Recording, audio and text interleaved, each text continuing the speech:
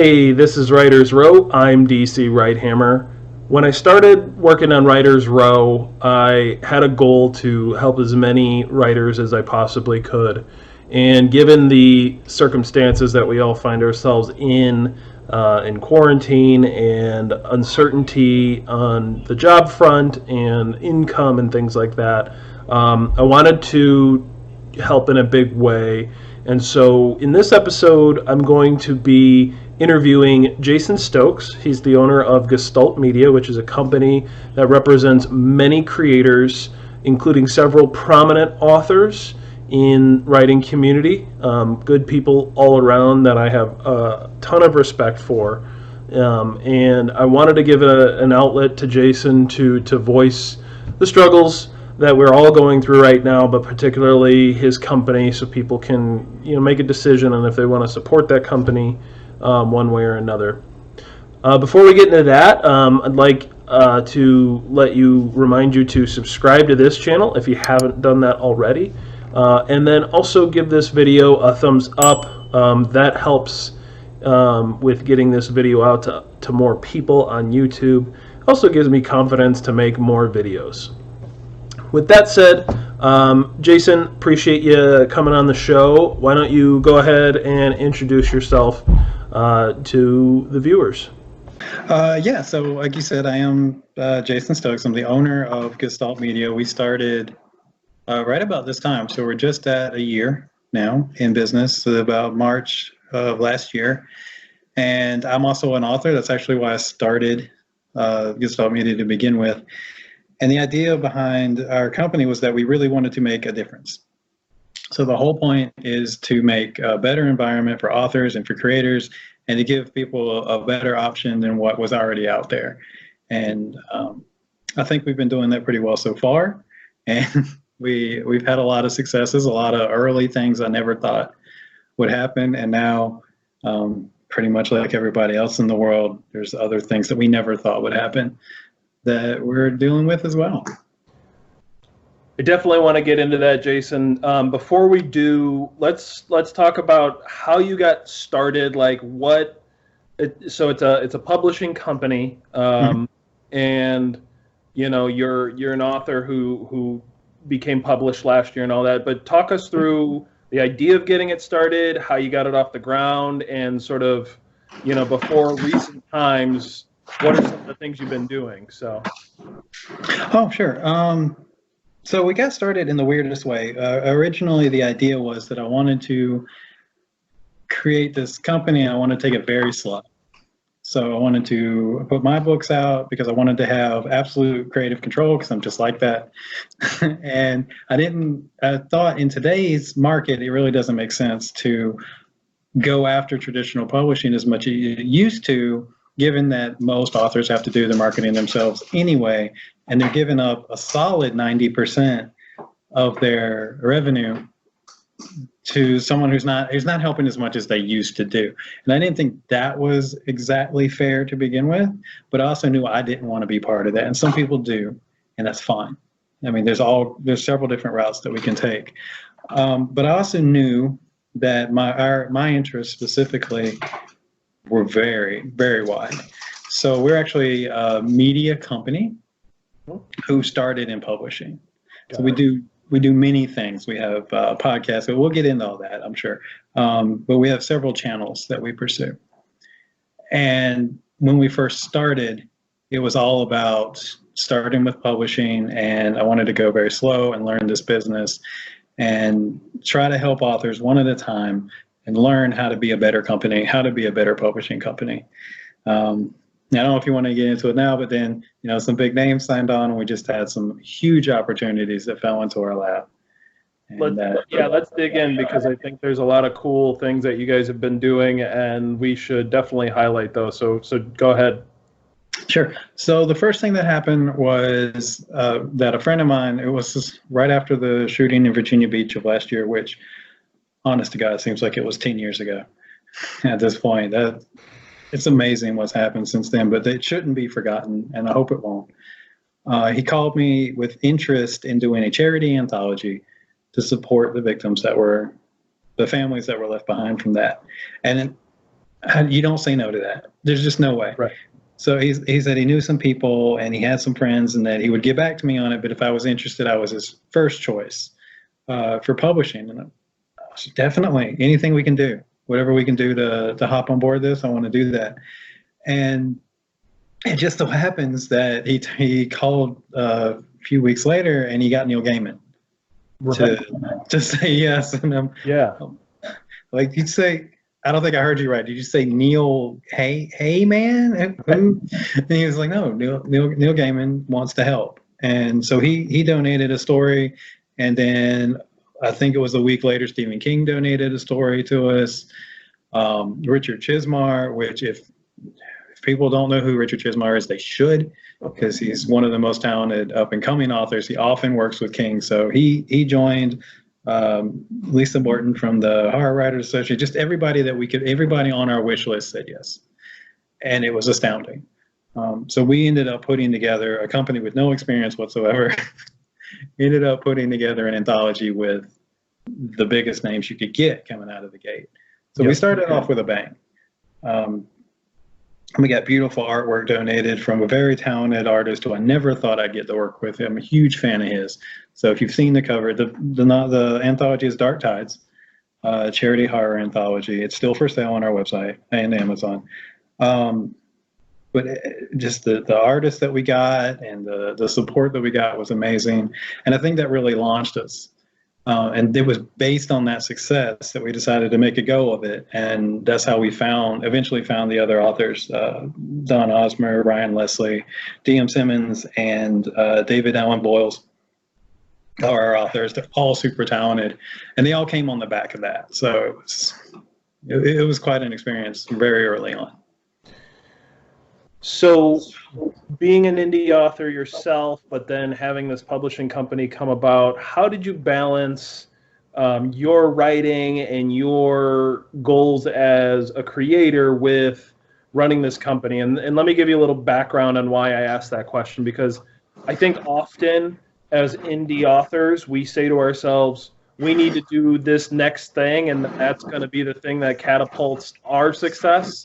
And so how is this maybe similar to that? How is this different in that it's not just one more thing, that you were trying to build sort of a movement? And so kind of talk, and how did that reflect on your work as an independent author? Well, it had a definite effect on it, and it was that it severely cut into my personal writing time, which I'm not mad about. I had originally intended my second novel to come out at the beginning of September, and it actually got pushed back until a week before Halloween. And that was with a strong push and a very dedicated editorial team who I can't thank enough. So my editor was Rachel Sparks. She's also a member of the writing community. She wrote a book called Resistant, which is very topical at the moment. And you'll see, I think that really answers your question a little bit, is that I will continuously name people who have been there, because it's these people are the reason that this worked. And so I stepped out of being an independent author who was just in the cage every day, fighting to get my title heard, fighting to get people to read my book, trying to get exposure. And it wasn't about that anymore. It wasn't about my book anymore.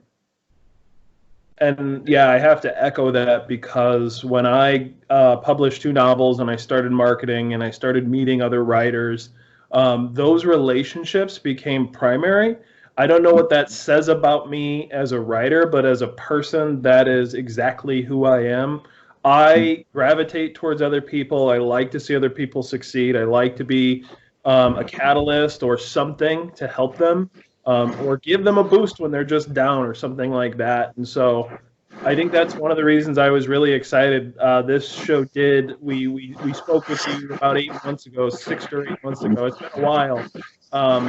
And you guys hadn't quite got off the ground as much as you are now. So I just think that's really interesting, how you evolve as an independent author.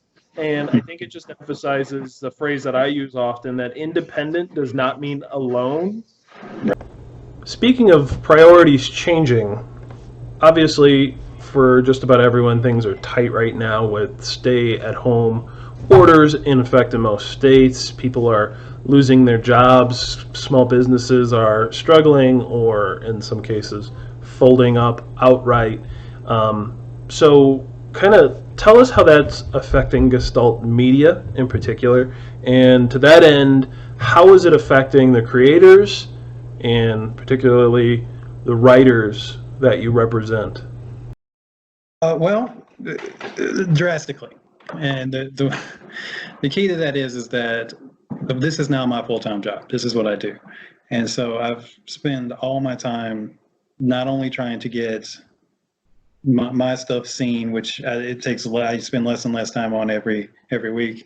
But the authors that we have are also dependent on us. Some of them write full time, some of them have jobs, but this is something that it is a career, and that's what we've promised them. Is that you come here and we're going to do everything we can. We're going to fight for you every single day, and we're going to help you get more exposure. We're going to help you grow your brand. You're going to help people see you and see why you deserve to be read, and they do. The authors that we have are supremely talented, and I firmly believe that in a different world, in a different market, where things weren't handled the way they are now currently by the big publishers, that each and every writer we have would be a bestseller and could be a bestseller many times over. The quality is there.